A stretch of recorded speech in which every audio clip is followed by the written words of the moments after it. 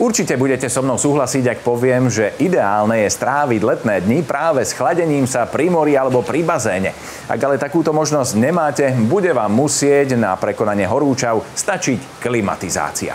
Ja viem, teraz sa ozvú všetky tie hlasy, ktoré budú tvrdiť, že klimatizácie sú nezdravé a vyfukovaný studený vzduch mnoho ľudí obťažuje. Ale pozor! Vývojári z juhokorejského Samsungu sa zamysleli práve nad týmto problémom a tak sa na svetlo sveta dostala klimatizácia, ktorá už s prúdiacim chladným vzduchom nebude nikoho obťažovať.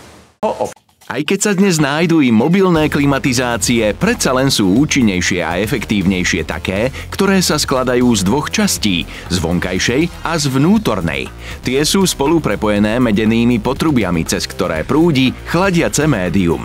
Vnútorná jednotka má niekoľko častí, je tam filter, niekoľko stupňový, potom je tam ventilátor a je tam výparník, ktorý vlastne je výmenníkom a spôsobuje to, že schladzuje ten vzduch, ktorý je nasávaný.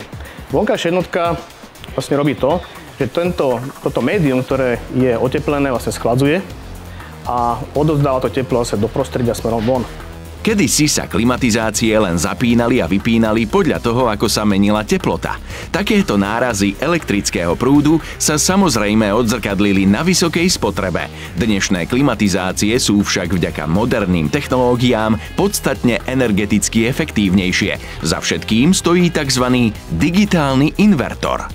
To znamená, že si frekvenčne mení rýchlosť a otáčky kompresora podľa toho, aká je potreba chladenia v tých vnútorných priestorov. Rýchlosť prúdenia chladného vzduchu z bežných klimatizácií však nemusí byť príjemná na pocit, najmä ak sa človek zdržuje príliš blízko výfukového otvoru. Riešením by však mohla byť inovatívna klimatizácia z dielne juhokorejského výrobcu Samsung, ktorá prináša funkciu Windfree. Tá zabezpečí, aby vzduch prúdil do miestnosti takou rýchlosťou, že ho človek v podstate na pokožke ani necíti.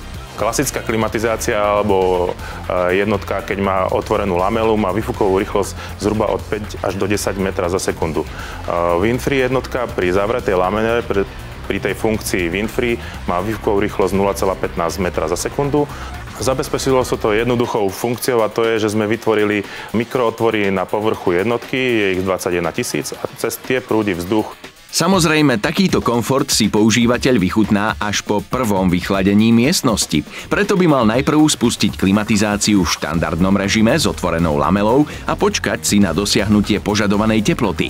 Tá by však s ohľadom na zdravie nemala byť príliš nízka oproti tej vonkajšej. Z biologického hľadiska je dobrý rozdiel teplot medzi vonkajšou a vnútornou jednotkou asi 6 stupňov. V tom momente je možné dobre zapnúť tento Windfree mód, kedy tá klimatizácia už nefúka a udržuje len tú klimatizáciu v tej teplote. Klimatizácie Windfree majú kompaktný trojuholníkový dizajn, vďaka ktorému sa vývojárom zo Samsungu podarilo aj z menšej plochy preniesť väčší výkon, ktorý je potrebný pre prvotné ochladenie miestnosti. Trianglový dizajn má ešte výhodu aj v tom, že môžeme zabezpečiť dlhší dofúk jednotky a tým vieme zabezpečiť aj to rýchlejšie vychladenie. Bežné klimatizácie majú ten dofúk okolo 8 metrov, táto klimatizácia až okolo 15 metrov môže dofúknuť. Čiže môžeme to použiť aj v tenkej, dlhej miestnosti. Okrem toho sa klimatizácia môže pochváliť nízkou hlučnosťou, ktorá je zhruba ešte 3-krát menšia ako pri najtichších vysávačoch. Takmer vôbec nie je počuť a nikoho teda neruší ani pri nočnej prevádzke. Táto klimatizácia má pod 20 decibelov, takže je to naozaj tiché.